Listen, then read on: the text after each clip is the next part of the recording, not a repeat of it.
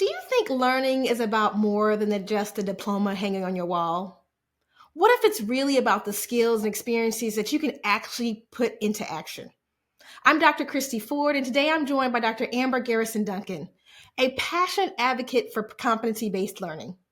In this episode, we're diving into how this innovative approach to education, hiring, and training can help create a more equitable and impactful future for all of us. Welcome to Teach and Learn, a podcast for curious educators brought to you by D2L. Each week, we'll meet some of the sharpest minds in the K-20 space. Sharpen your pencils, class is about to begin. Amber, I'm so happy to have you here with me today. Cristi, it's great to see you and to be here. I am really excited for this conversation this morning. Well, listen, let me tell you. First, I have to give you kudos for the CBE and Exchange, or should I say C-BEN Exchange conference that you had last fall.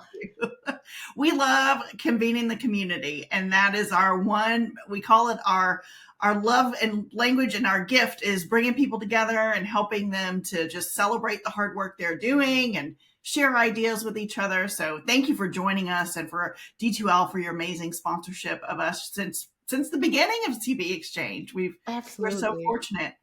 Well, let me just say to you, when I was at that conference last fall, first of all, seeing over 800 participants and the growth C-BEN community has seen was just remarkable, and just made me realize, like, we're at a precipice that this conversation and many institutions and training organizations has gone from this small inception to really being the way in which we need to be thinking about education going forward. So I'm so excited that you're joining us today.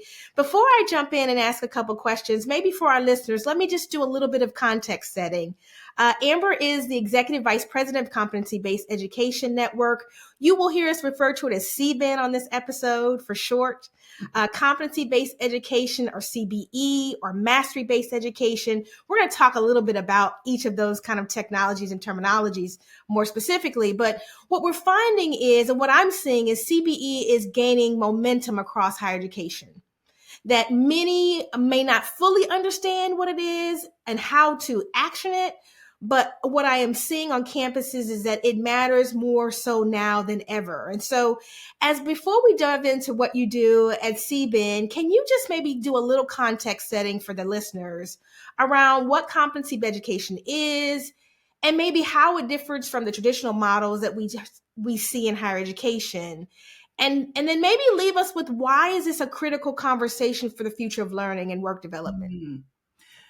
Absolutely. Thank you for the opportunity again to be here and to share about this model. And I'm glad we're starting with, what is it? Because everyone's like, competency, skills. I Yes. think it's like big thing too now. And I think it's important to kind of level set and say, what do we mean about that? Not just, that there's skills and competencies in a curriculum. This takes our teaching and learning model into the future. Absolutely. And it's based on what we know about how humans learn. And that's actually how I found my way to CBE, was just researching and studying. My dissertation is on general education, and understanding how people were going through their gen ed, and were they learning the things we were supposed to teach them? And could they do anything after graduation with those gen ed skills? And when I got into it, I was like, oh, this is not looking so good. But what I found was there's a model that really looks at and starts with the end in mind for the full program. So, a lot of times in higher ed, we as an assessment person, it was always start with the end in mind. And then I'd be like, oh, wait, we just did that for your course. We didn't do that for the whole curriculum. So what we do in CBE is we start with the end in mind at the program level. We say, what are those competencies? What do you have to know? What do you have to be able to do with what you know? How do you need to show up and perform that? And then how many different places can you do that skill? Where can you take it? Can you work with different populations of people? If you're a nurse, can you work in different types of settings and with different types of materials? If you're a welder, how do I make sure that you can know it, you can do it, and you can take it a lot of different places? And that's what we design our programs to deliver on. Then we say, okay, not only is that, because that's pretty high quality already than what we're doing, but how do we make it more learner centric? And because we've already decided what those end goals are, we can create lots of flexibility for learners to move through that program at a pace that fits their lives, not our lives, their lives. And so that's also a big distinction point as you move through the program based on your ability to demonstrate mastery of that competency. So as soon as you demonstrate mastery, you move on. Or maybe you need just a little more time. And so you slow down a little bit. Or you say, I'd like to learn one competency, or I'd like to learn 10 this next kind of subscription period. So again, learners can change and move through that as their life changes. And we all know, life is so busy. We got kids, we've got parents, we've got all these people that are in our lives. We're trying to just make a buck. How do we make sure that if we're trying to upskill or learn in that I have a program that is going to give me the skills I need and I know I'll be able to perform at a flexible pace? And that's what CBE does. I love that approach. And as I'm listening to you provide this overview today, I hope we can also talk a little bit at some point in our conversation around the flavors of CBE. Oh, yes. And maybe understanding through your work at C-BEN, high level overview of what C-BEN does and why this work has been so critical and important now, and what you're seeing in terms of institutions and training organizations really creating that tipping point around this work. Sure. So CBEN started about 10 years ago. So we're pretty young. As a way to convene, there were 7 institutions doing this, saying like, there's got to be another way to serve learners, and there's got to be another way to serve employers and improve learning at the same time. And so those 7 institutions came together and became what has now become started CBEN essentially, right? We had some great funding from Lumina Foundation and Gates Foundation. And essentially what they said to the 7 institutions was, make it happen. Whatever you need to do, figure it out. We'll support you, but also share across and make sure that you are helping others come along. And so that has been at the core, again, of our community, was a gathering, coming together and saying, this is really hard to change this when we're not using credit hour. But I figured this out. And guess what? This worked for this type of learner and blah, blah, blah. So being able to really share that out. And that's what we do at CBEN, is we hold that community, we hold the table for that community and make sure that if you're interested in this, you have a place to come learn. If you figured something out, let us know how you did it, because we want to help our colleagues get better and improve. And then at the crux too of our community has always been quality. So our quality framework for competency-based education is the only one in the US, the only one in maybe the world, because we get a lot of phone calls from all kinds of places saying, we found your framework. And so being able to talk about quality and innovation and being able to help support as many organizations figure out, what does this model need to look like where I'm at? So we don't come in and say, there's one way to do CBE. We come in and say, here are the decisions you have to make and the type of quality you have to uphold. Go wherever your learners need you to go. That's really what we come in and do. So in addition to holding that community, we do a lot of one-on-one time with partners and building their programs at their campus, in their training center, with employers who are providing on-the-job training to help design programs that fit those populations' needs.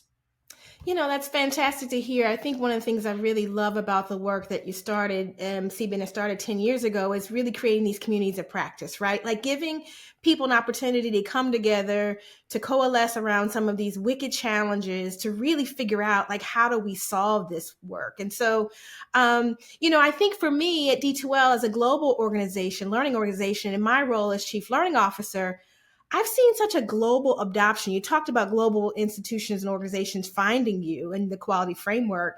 I've seen such a global adoption of competency or mastery-based education for some time now. And I guess I just wonder, as you look at the landscape, can we talk a little bit more about, what is happening globally versus happening in North America?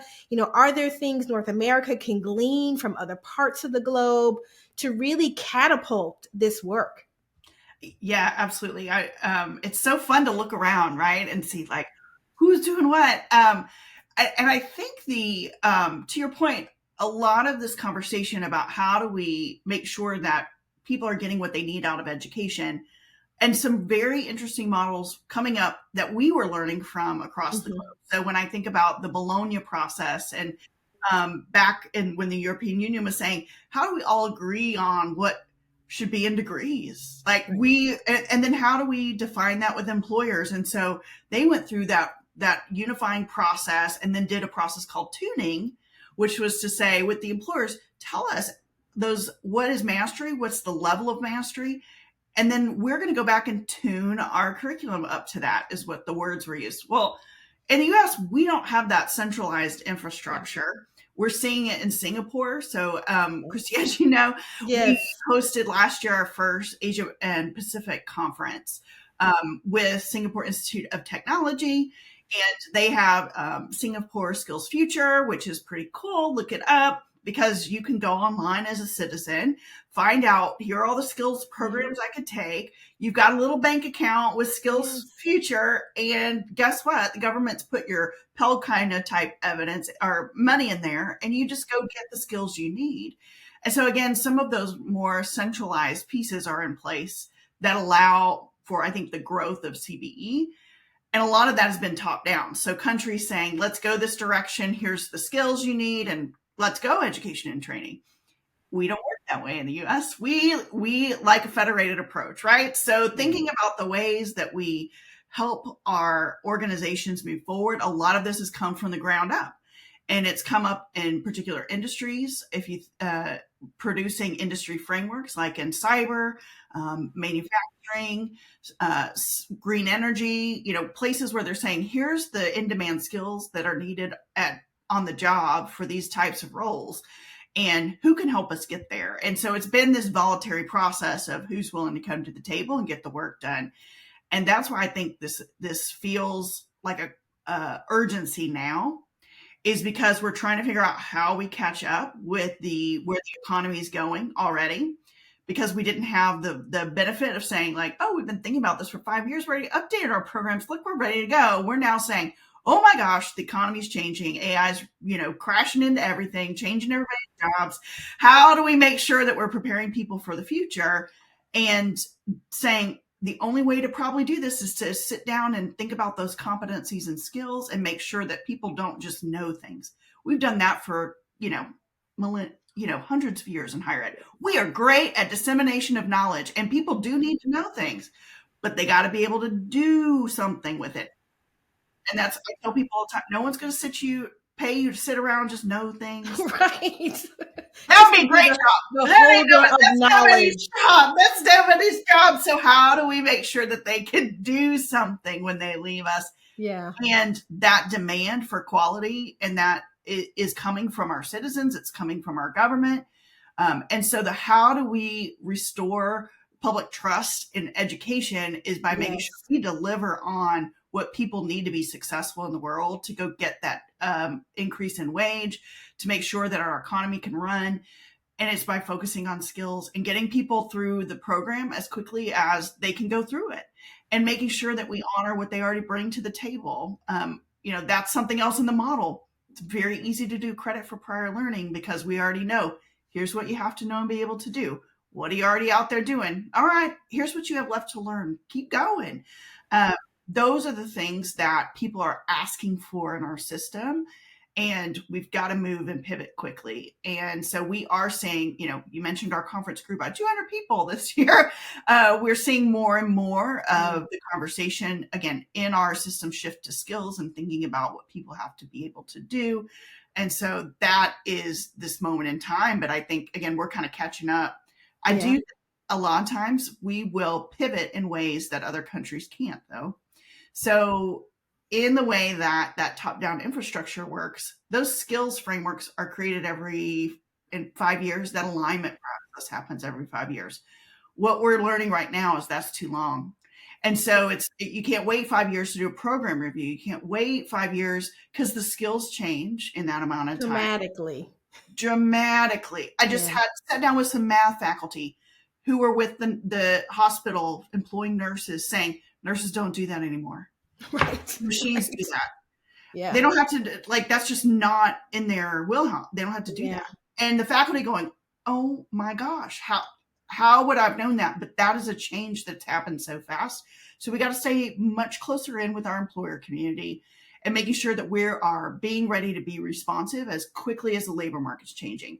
And that can't be every 5 years. So I think we are going to figure out in the US, how do you do this at a speed that the economy is moving, in a way that some of our peers that we've learned from are going to have to figure out how to move faster.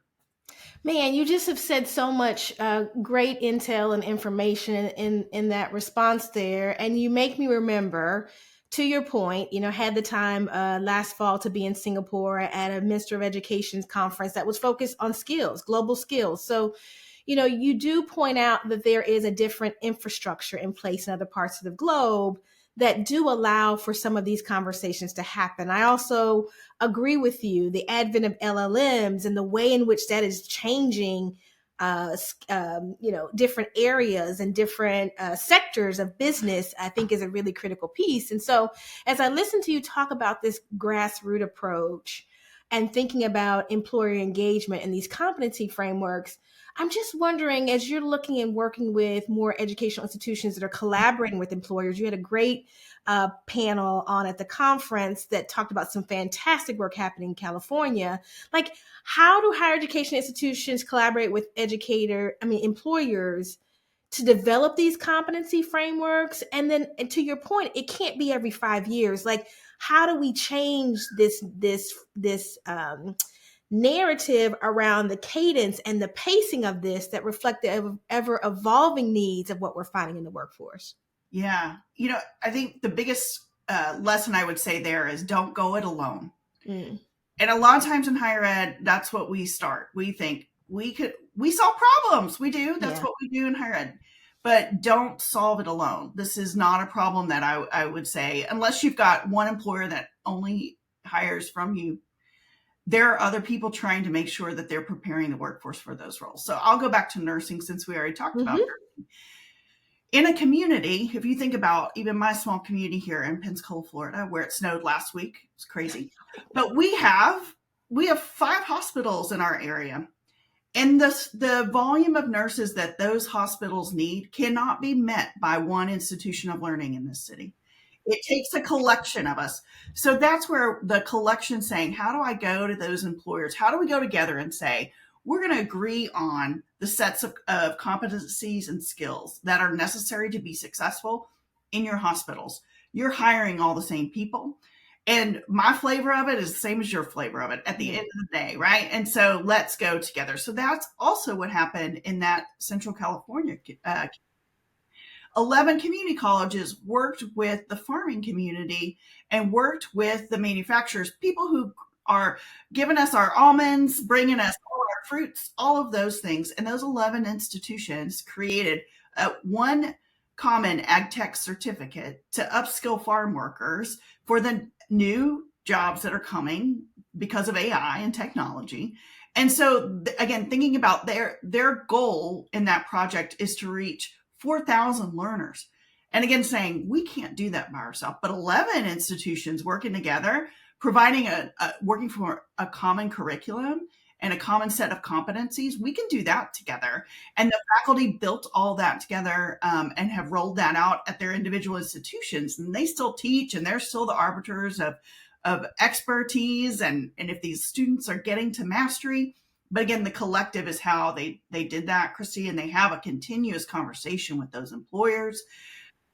In some examples, one of our big projects is in Alabama. We meet quarterly with the Alabama Committee on Credentialing and Career Pathways.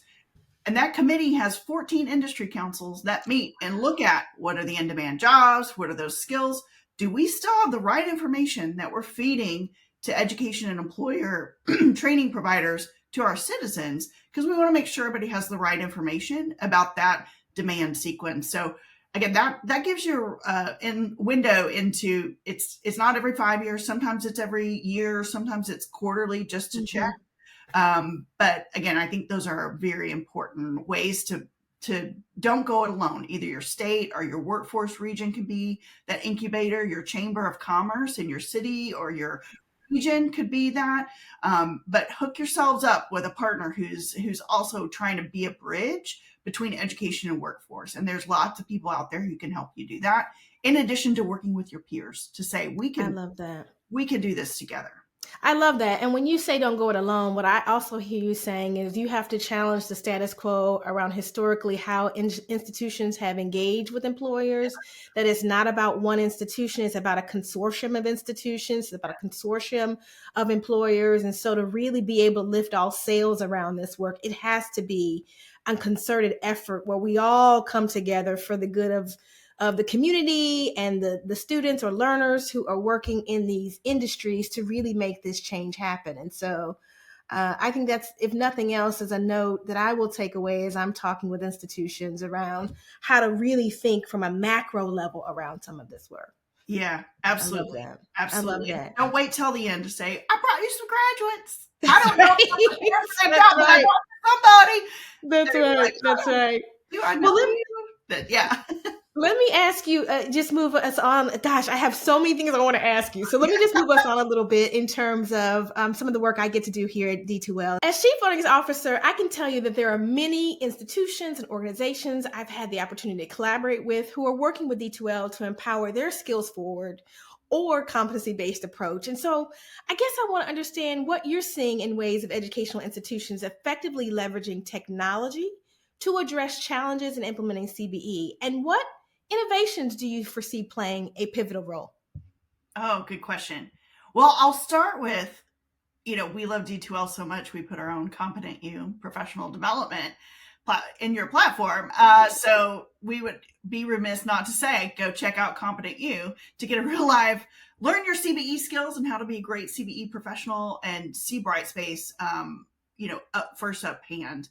And the reason I start there too is because the LMS, is the place where I think there's a huge load for the technology platform to be able to enable all the different pacings and all the different content that a CBE program engages learners in, and to handle those performance-based assessments and being able to really, again, be that flexible tool for all the different types of programs that might exist on a campus, let alone in our whole community, which you've managed to do well. So, certainly that LMS piece, but also don't forget your registrar, don't forget your financial aid officer, who also will need to interact with these tools and have new ways. We have a resource on our website called Technology Architecture for CBE Programs that lays it all out and tells you the different tracks, along with our enrollment management guide that tells those teams how they can be most helpful to the CBE program. So fantastic. All the tech.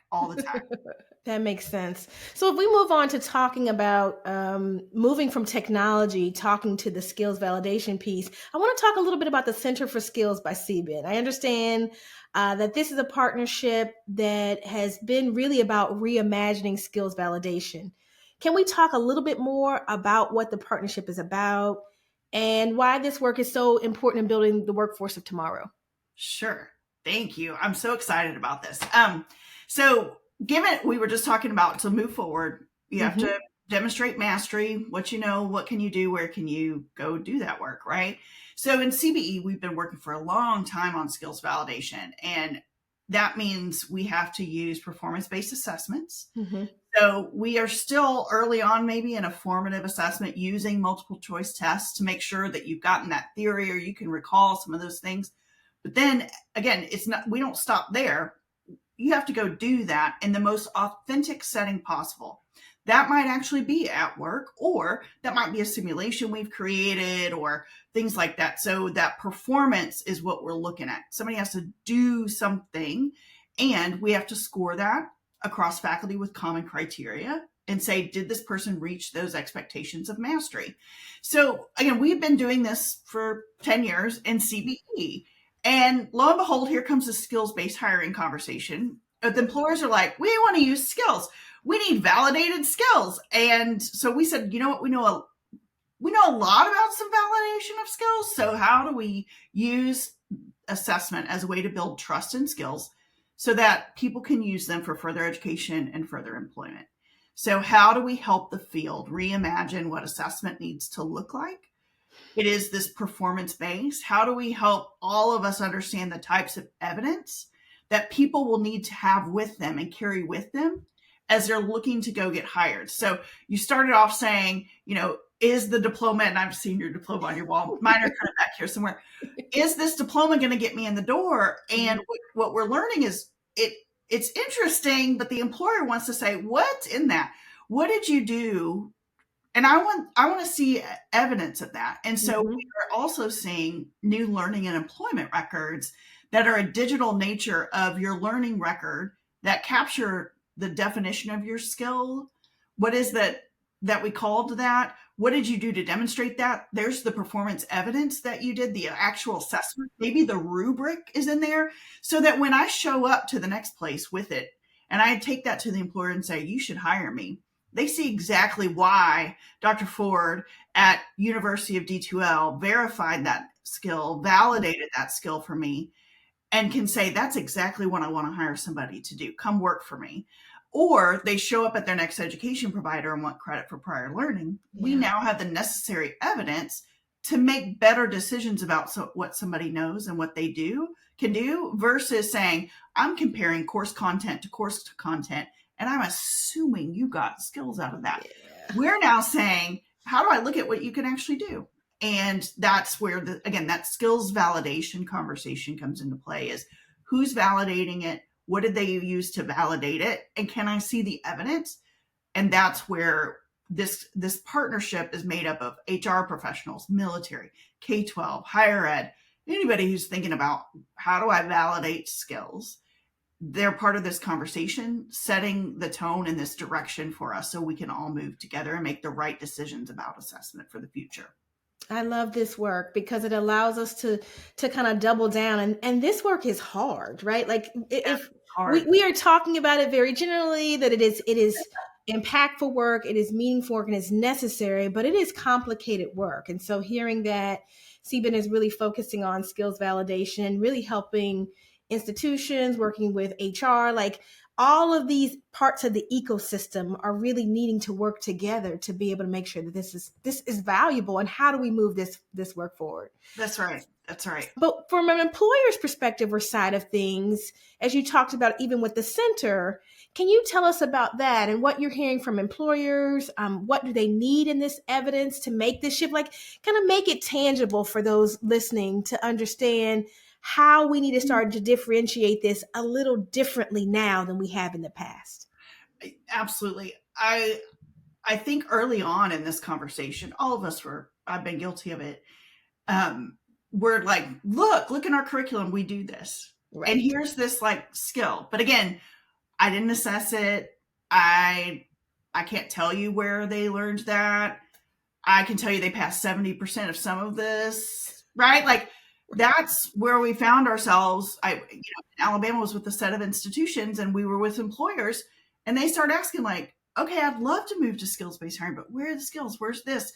Can I use this? Because I need something that I can legally stand on to hire somebody, right? You're asking me to move off of a degree or some other criteria, but if I need a legally defensible criteria, and if you can't give me any of this information or tell me what 70% or some odd, it's very hard for me to hire your learners. So that's where, again, that close partnership with employers to say, how do we build trust together in what someone knows and what they can do? And we agree on the skill, we agree on the level of mastery, we agree on what performance looks like. What does it look like to do that there? Mm-hmm. What evidence would you accept? And once we have that conversation, then we feel we can build something that then allows the learner worker to show up to that employer asking exactly what. But we do have to push our employer friends to get clearer. As you can imagine, like, this is not what job descriptions look like. And I had an employer tell me that they had a rubric once. And I said, you give me that rubric. If you're using that for a performance review process, that is the clearest measure for any of us to understand what somebody's doing on that job and how to prepare them to have the knowledge, the skills, and the context to come and be successful in your world. So that's where, again, it's getting much more into the weeds. We got to get much closer in with our employers and help each other define this together. I think, again, where we see a problem is if the employer's over here trying to do this work and you're over here trying to do this work, you're going to build bridges that just miss each other. Yeah. And you're going to do all this hard skills work and it's not going to match up and you're going to get frustrated. So again, don't go it alone. Do that work together. And employers value you. Two things I would tell you they told us. They love seeing validated skills in that new learning and employment record, that green check mark. And when they see an institution of higher ed, they've said this, I trust them. I trust those faculty to have done that. But before I didn't have a way to see that. So it really is building further trust in even what you're doing and bringing more transparency to say, we are good in higher ed. We just need to be a little more transparent, a little bit more on the doing side, and we'll get there. Those actionable outcomes and really being able to demonstrate that evidence seems to be really key. Amber, I could talk to you all day. I think I'm going to try to wrap this up, but with a look back, but also a question to look forward. So I guess as I think about the question, the look back question, and all the wisdom that you have in helping educational institutions, launch CBE and move these programs forward at such a rapid pace over the years, I guess I want to ask you, are there any calls to actions or lessons learned that you could share with other educational leaders who are looking to successfully implement a competency-based model? That'll be my first person. You look back. And then to look forward, I want to understand, as you think about the future of CBE, how should institutions be preparing to meet the challenges and opportunities ahead? Yes. Yes, we have lessons learned. I think I typically say a couple things. One is you already heard my don't go it alone piece, which is good. The other thing I would say is a CBE model takes us out of our kind of research-laden way of doing things in higher ed, where it's like we're going to experiment and we're going to see what happens, and then we'll change it again in 5 years. This needs to be an iteration moment, and I call it follow the iPhone, right? iPhone got a phone out into the market. What are we on now? We're on like iPhone 16 or something like that. You just got to get out there and get the data and start to move and change. So don't wait, start and then iterate, because if you wait, it's going to be too late. And we know too many institutions are hurting from enrollments and other things and staying relevant.